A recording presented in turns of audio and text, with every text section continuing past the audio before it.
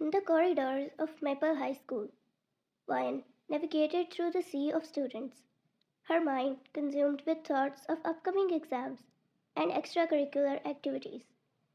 Little did she know, her quiet world was about to be shaken by the unexpected arrival of someone she held dear. As she rounded a corner, she spotted him leaning casually against the lockers, his gaze fixed on her with unwavering intensity. Jungkook, her possessive Mafia boyfriend, had surprised her by enrolling in her school, a decision made out of love and a desire to protect her. Her eyes widened as she saw him, and not the kind that you see every now and then. The shock was a lot when she saw him in the uniform. He looked cute, by the way. Jungkook, Ryan exclaimed, her heart skipping a beat at the sight of him. What are you doing here? She said, coming towards him. She came towards him in shock towards the lockers, but Jungkook looked in her eyes intensely. What do you think? He deepened his voice as he took slow steps towards her, and holding her wrist, he pinned her to the lockers. The gesture so quick it startled her. Brushing the back of his finger across her cheek, he asked her,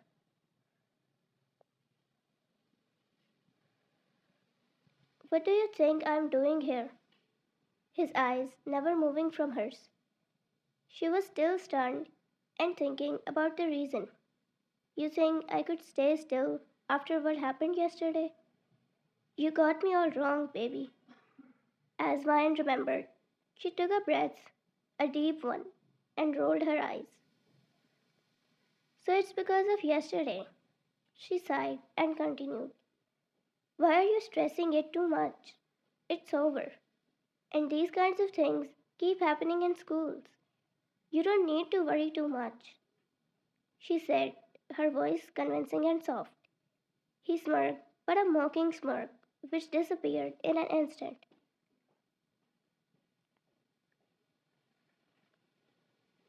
He banged his hand on the locker beside her face and said, You're saying it's not a big deal?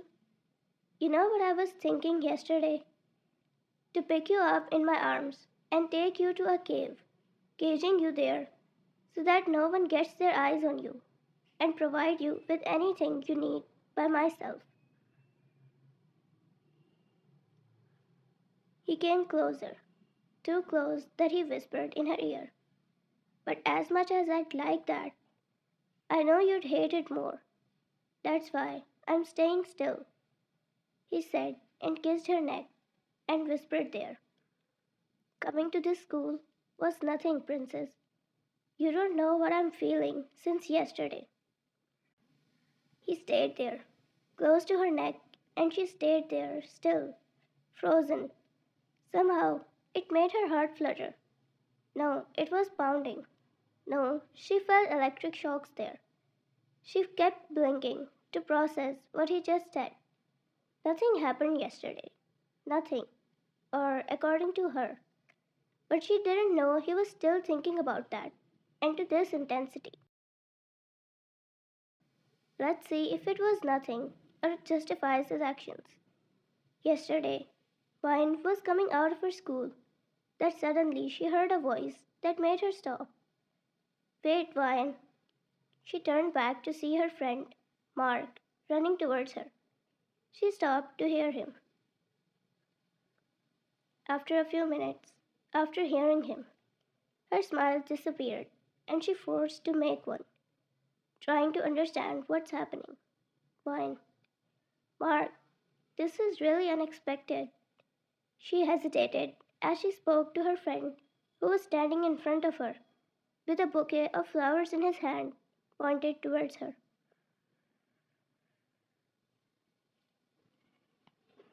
As you have already expected, he proposed to her. Mark, I know, Vine, but I couldn't wait longer. I have to tell you how I feel. Vine, I appreciate your honesty, But I don't think of you in that way. We were friends and she was still amazed. Mark, friends, Wine? I want more than that. I love you. Wine. I'm sorry, Mark. I'm really sorry. But I can't accept those feelings. Please respect my decision, she said, with all the remorse in her voice that she could have had. Mark, why can't you? I've been with you for so long. Did everything you wanted me to. Is this how you respond to me? For everything I've done for you? Why? Isn't this what friends are for? We always helped each other. That's what friends do. Changing his expressions, having the fear of rejection in front of people who were already whispering about him. He took the bouquet back and threw it. He held her wrist forcefully when she was about to go and said, "Don't make me do this. Just come with me. I promise I will treat you well, more than what you deserve."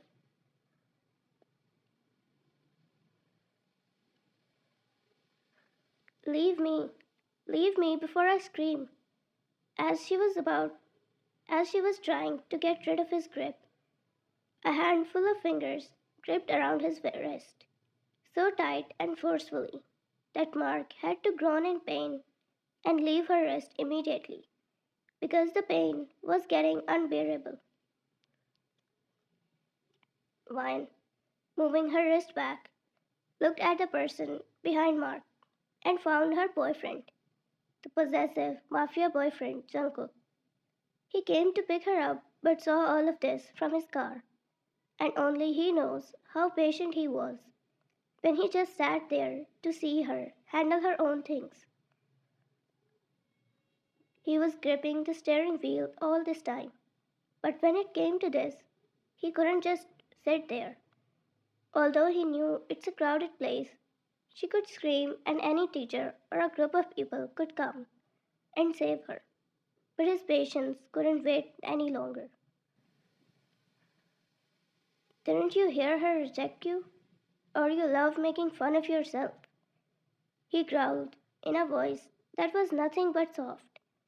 Mark, who couldn't see himself being any more humiliated, punched Jungkook in the face, which made him lose his wrist.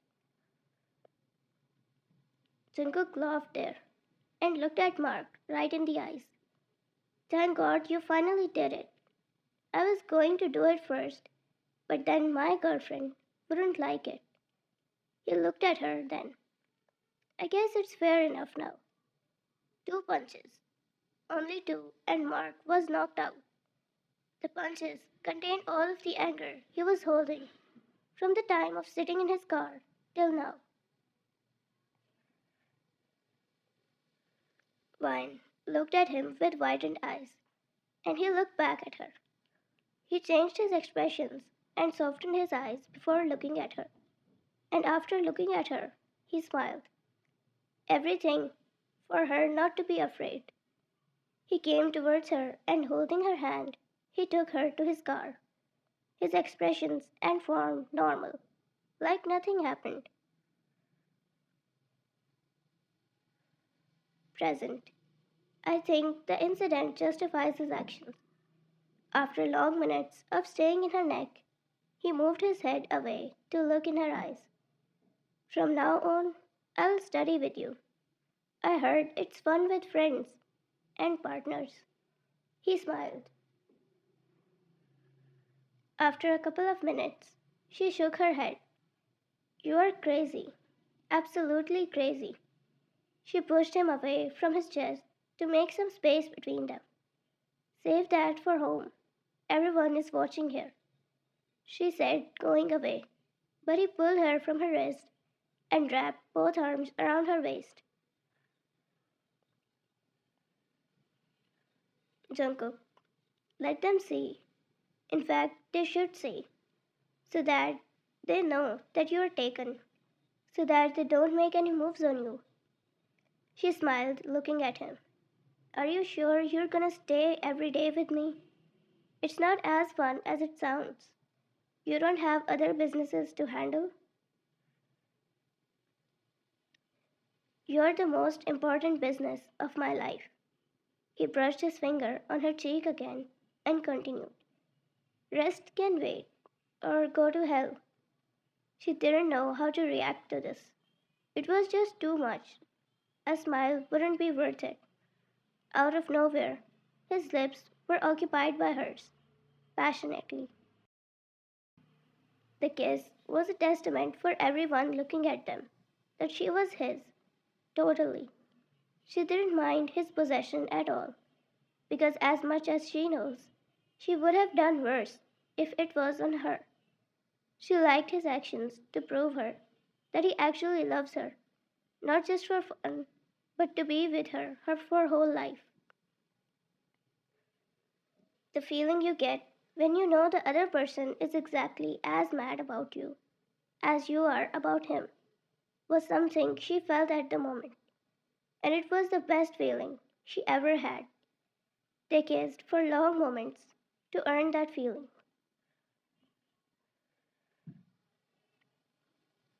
You know, I love it when you do things to prove how much you love me. I'm freaking crazy for it, she said after breaking the kiss, looking in his eyes. I know that you do. That's why I'll keep proving to you until the day I die. He smiled.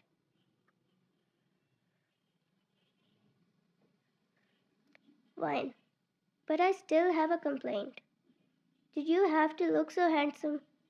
You're making all the girls swoon. But I swoon only over you. Let them watch and know that I'm only yours. Mark your territory right here, he said, pointing towards his neck.